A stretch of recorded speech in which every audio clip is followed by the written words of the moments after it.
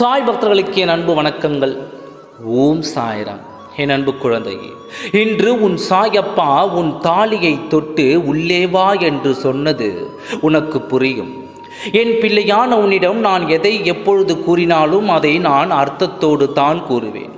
நான் சொல்வதை கட்டாயம் நீ செய்தால் எந்த நேரத்தில் எது நடக்க இருந்தும் அதிலிருந்து உன்னை தப்பிக்க வைத்து உன்னை நான் அழைத்துச் செல்வேன்.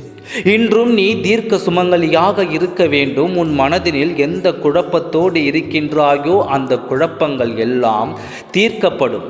எந்த ஒரு வேதனையும் உன் மனதில் இல்லாமல் நீ நிம்மதியாக உன் வாழ்க்கையை கடந்து வர உன் சாயப்பா நான் உனக்கு உதவி செய்கிறேன்.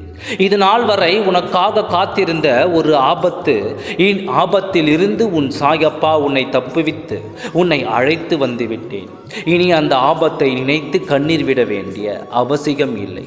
உனக்கு உன் அப்பாவின் அருள் இருக்கும் வரை எதை நினைத்தும் வருந்தாதே. எந்த நிமிடத்திலும் உன் நினைவாகத்தான் நான் இருப்பேன். எந்த நேரத்திலும் உன்னை விட்டு என் இமையை கூட நான் விலக்க மாட்டேன். உன் வாழ்க்கையில் என்ன நடந்து கொண்டிருக்கிறது, இனிமேல் என்ன நடக்கும் என்று கூட எனக்கு தெரியும் அல்லவா? அதனால்தான் நான் என் வாக்கை கொண்டு வரும்போது தவற விட்டுவிடாதே என்று கூறுகிறேன். இன்று ஒரு காரணத்திற்காகத்தான் மாங்கல்யத்தோடு வந்துள்ளேன். இன்று உனக்கு மிக பெரிய பரிசை கொடுக்கப் போகிறேன். சகல சௌபாக்கியங்களோடு சகல தீர்க்க சுமங்கலியாக நீ வாழ நான் உதவி செய்கிறேன். நீ அறியாத ஒரு ஆபத்திலிருந்து இந்த நிமிடம் உன்னை விலக்கி காத்திருக்கிறேன். உன் அப்பாவுக்கு தெரியும் இந்த நேரத்தில் என்ன நடக்கப் போகிறது என்று. உன் மனதினில் வெகு நாளாக வேதனையோடு இருக்கும் விஷயத்தை நான் சரி செய்து விட்டேன். உங்கள் உறவு நீடித்த உறவாக இருக்கும். உன்னையும் உன் உறவையும் பிரிக்க யாராலும் முடியாது. இருவருக்கும் ஆயுசுகளை கொடுத்து உங்கள் குடும்பத்தை வளம் பெற வைக்கப் போகிறேன். எந்த குறையும் இல்லாமல் நீயும் உன் உறவும் வாழ்வீர்கள். நான் பார்த்து கொள்கிறேன்.